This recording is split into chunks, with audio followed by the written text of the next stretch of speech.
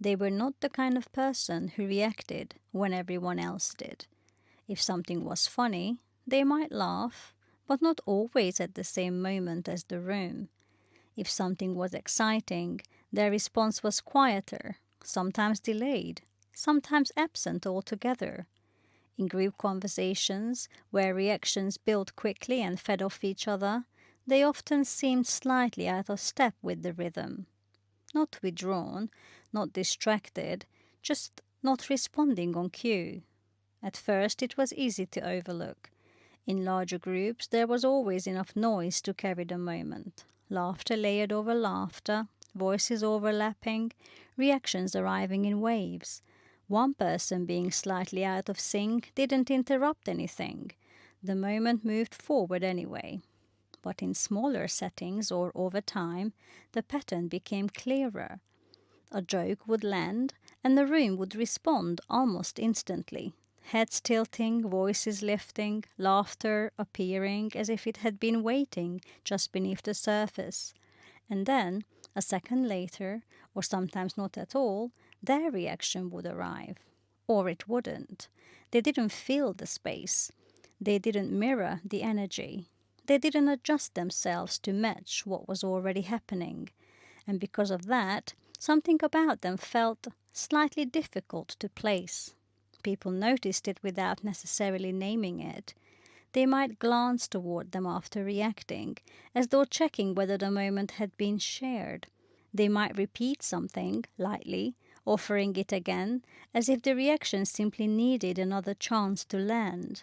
They might even soften their own response, subtly adjusting the tone of the moment. Not consciously, just instinctively. Because shared reactions are what make social moments feel smooth.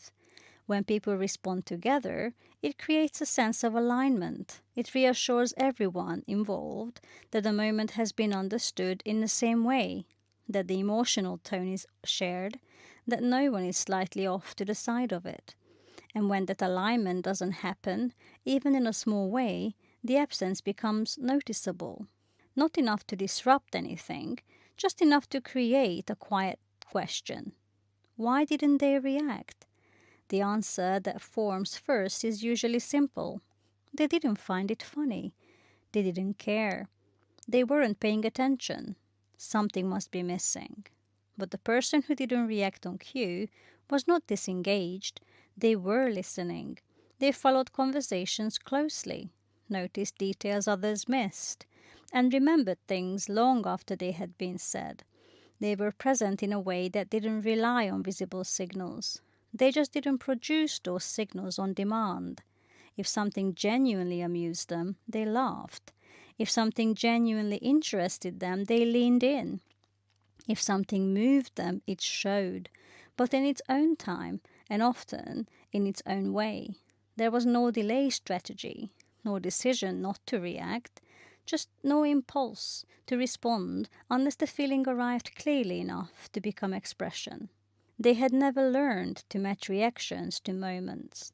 That wasn't something they had grown up doing. In the environments they were used to, reactions were not expected to be shared. People didn't perform amusement for each other or echo each other's responses to maintain a sense of connection. Moments passed without needing to be confirmed by a visible reaction. And so they learned to trust what they felt rather than what was expected. If something was funny, it was funny to them, not because the room had already decided it was. If something was interesting, it held their attention for its own reasons, not because it had been presented as something to respond to. They didn't see reactions as something that needed to be aligned. They saw them as something that either happened or didn't. And because of that, they never developed the habit of joining in simply to maintain the flow of a moment. They didn't add laughter where there was none. They didn't nod along to signal agreement they didn't feel. They didn't mirror reactions to create a sense of ease. They just remained as they were, responding only when something genuinely reached them. From the outside, this could be difficult to interpret. Not reacting when others do can feel like distance even when it isn't. It can feel like disinterest, even when attention is fully there. It can feel like a lack of connection, even when connection exists in a quieter form.